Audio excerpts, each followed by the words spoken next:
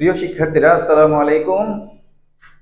আমরা পড়ছিলাম এইচএসসি সিলেবাসের আরেকটি গুরুত্বপূর্ণ টপিক, যেটার নাম হচ্ছে special use of phrases or words. কেমন?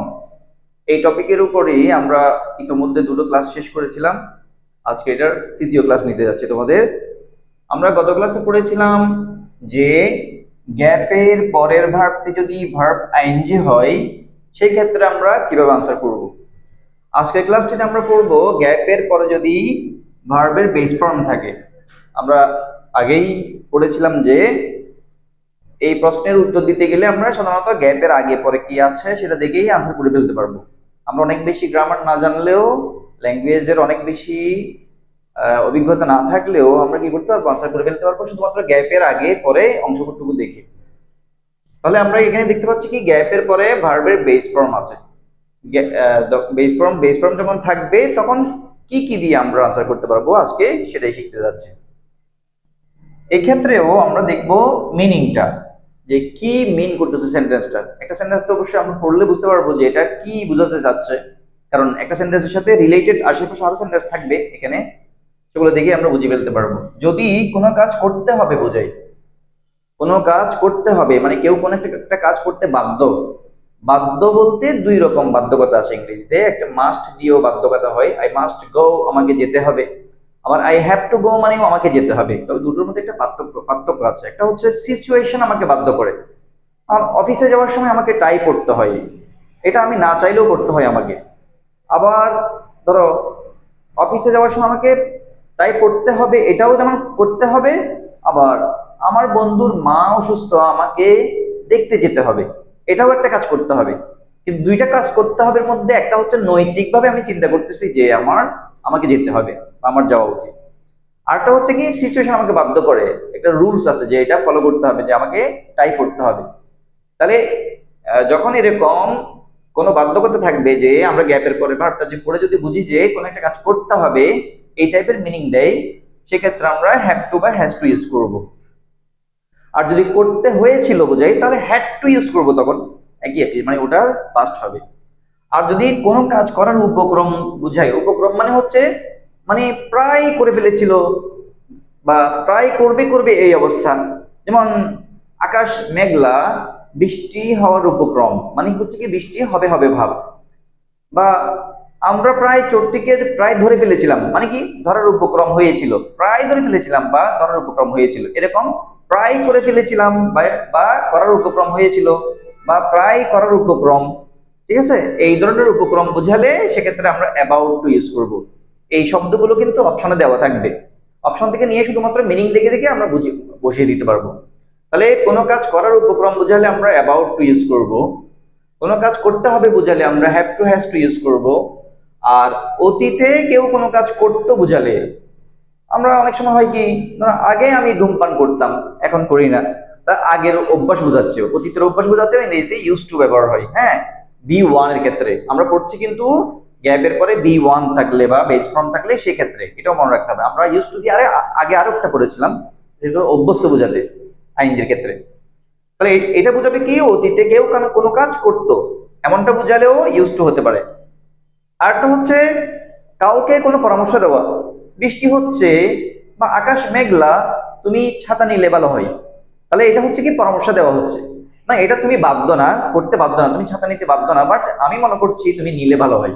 এই ধরনের পরামর্শ জাতীয় বুঝালে, যদি বাধ্যকতা না হয়ে পরামর্শ জাতীয় হয়, তাহলে আমরা আমরা কি ইউজ করবো, হ্যাড বেটার ইউজ করব। বি ওয়ান এর আগে মানে বি ওয়ান থাকলে গ্যাপের পরে সেক্ষেত্রে আমরা হ্যাড বেটার ইউজ করব। কাউকে কোনো উপদেশ দেওয়া বোঝাতে হ্যাড বেটার, বা কারোর জন্য কোনো কিছু করা উচিত মনে করা বোঝাতে হ্যাড বেটার। কেমন? আরটা হচ্ছে কোনো কাজ করার সম্ভাবনা আছে বোঝালে, সম্ভাবনা আছে বোঝালে লাইকলি টু হবে। ঠিক আছে? আমরা বলতে পারি যে ধরো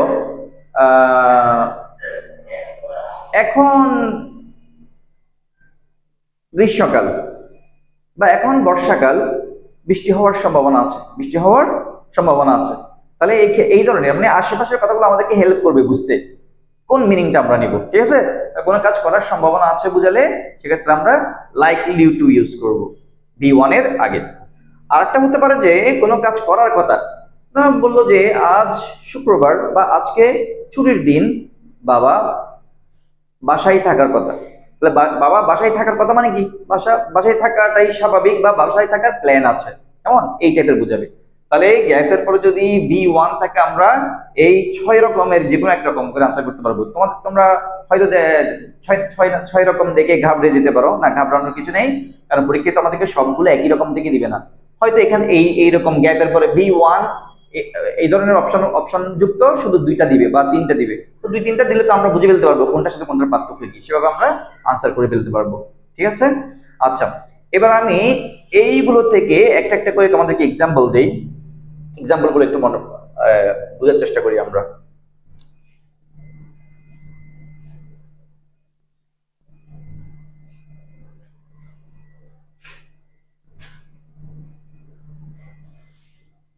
আমি অপশনগুলো রাখি এখানে, একটা একটা এক্সাম্পল এই দিকে লিখছি। হ্যাঁ, একটু এলোমেলো করে দিব, তাহলে আমরা যেন মিলিয়ে নিতে পারি।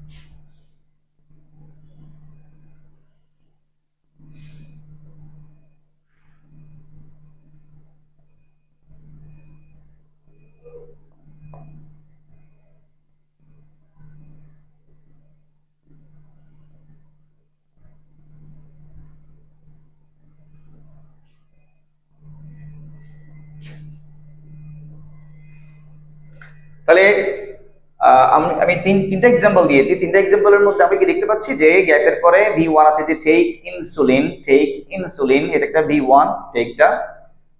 Primitive people dash eat raw meat, ইটটা একটা বেস ফর্ম।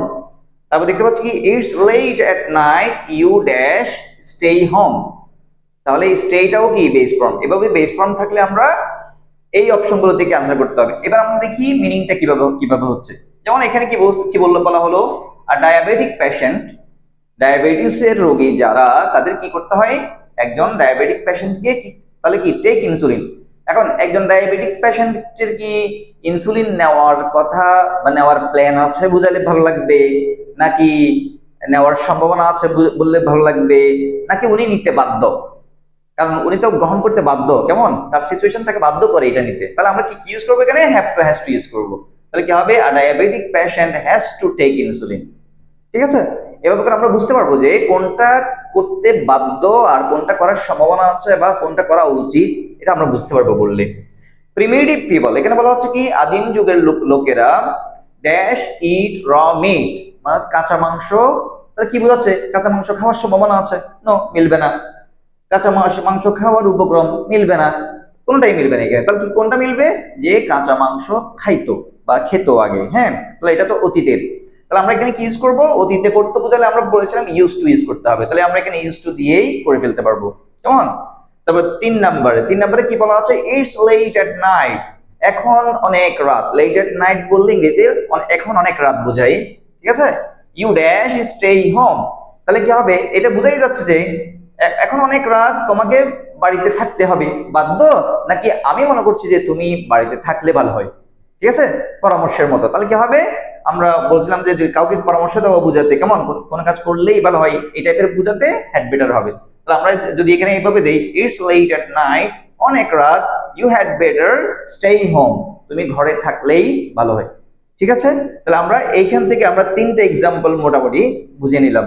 তাহলে আমরা কি কি কি জানলাম যে গ্যাপের পরে যদি V1 থাকে সেক্ষেত্রে বাধ্যকতা বুঝালে হ্যাজ টু হবে কোন একটা কাজ করার উপক্রম বা করার কাছাকাছি বা করবে করবে ভাব, এই ধরনের বোঝাতে অ্যাবাউট টু, আর করতে বোঝাতে ইউজ টু, আর করলেই ভালো হয় কেমন পরামর্শ বোঝাতে হ্যাড বেটার, আর করার সম্ভাবনা আছে বোঝালে লাইকলি টু, আর হচ্ছে কি করার কথা বোঝাতে সাপোজ টু ইউজ করবো আমরা। হ্যাঁ, এই নিয়ে আমরা তাহলে গ্যাপের পরে V1 থাকলে কিভাবে কিভাবে আনসার করবো সেটা সেটা শিখে নিলাম। বাকিটুকু আমরা নেক্সট ক্লাসে পড়বো ইনশাল্লাহ। আসসালামু আলাইকুম।